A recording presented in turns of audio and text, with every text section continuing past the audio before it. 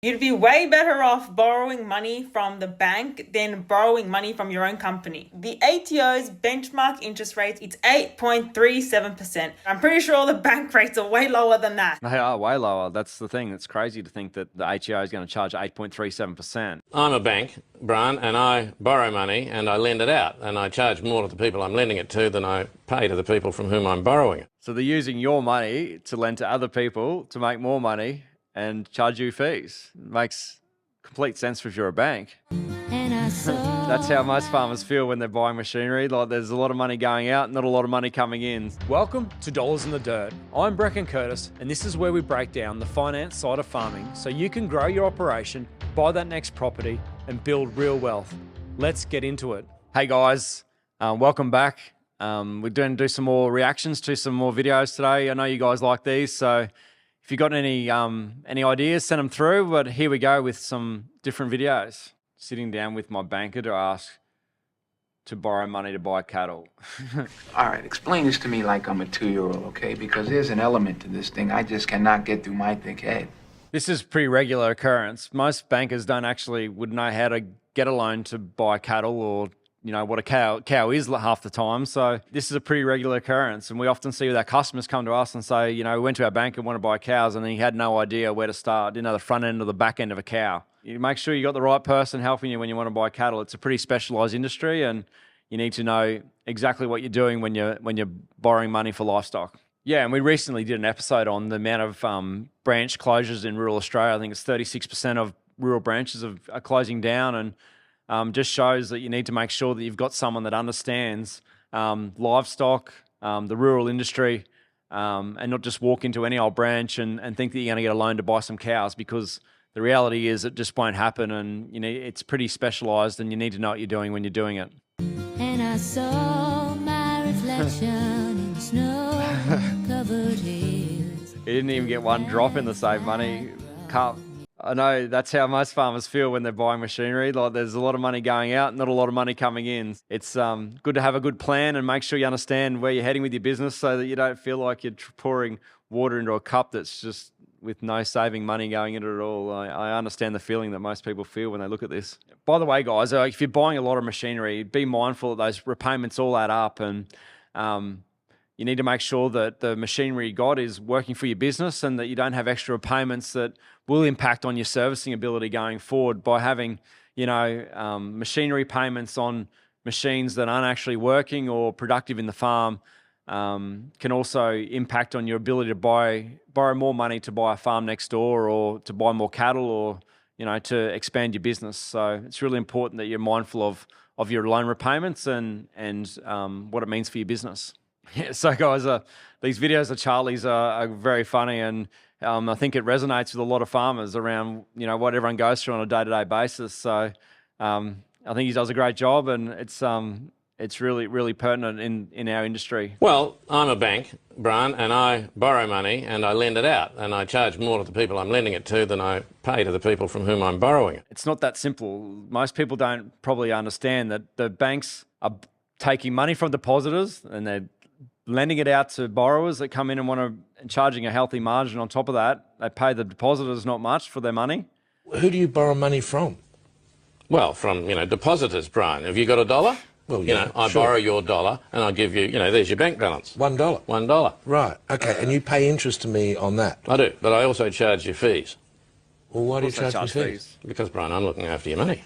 Your money is secure with me. I'm a bank. I mean, this is a very important amount of money. This is probably your nest egg. It's safe with us. And how much interest do you pay me? Approximately the same as I'm charging you in fees. Oh, good deal for me. Well, your money's secure with us, Brian, and I then lend that money to businesses, and those businesses generate income. This is how we build an economy. Yeah. And they put that income into the bank. They do, of course, Brian, and that builds the savings pool, and we can invest more money.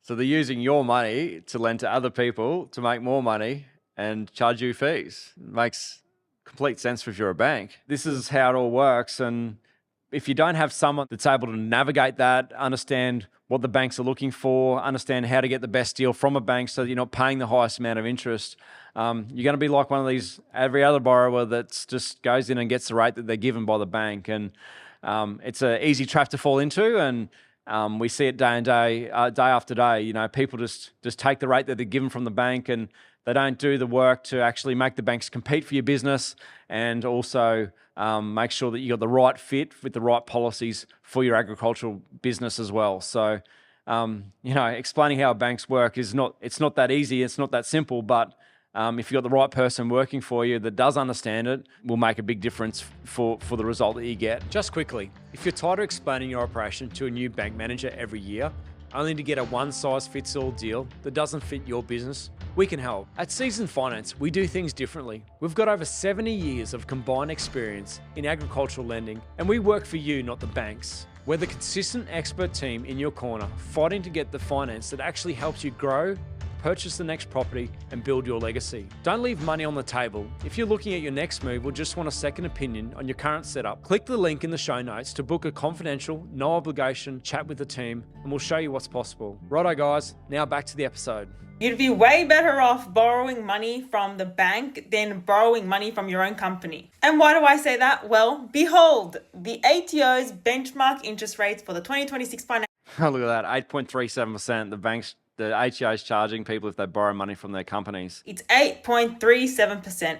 And I'm no mortgage expert or bank lending expert, but I'm pretty sure the bank rates are way lower than that. They are way lower. That's the thing. It's crazy to think that the ATO is going to charge 8.37%. Guys, this is a really important issue that we need to make sure that people understand that if you're set up with a company structure and you're taking money out of the company, there's all sorts of implications that you need to make sure that you're talking to your accountant about.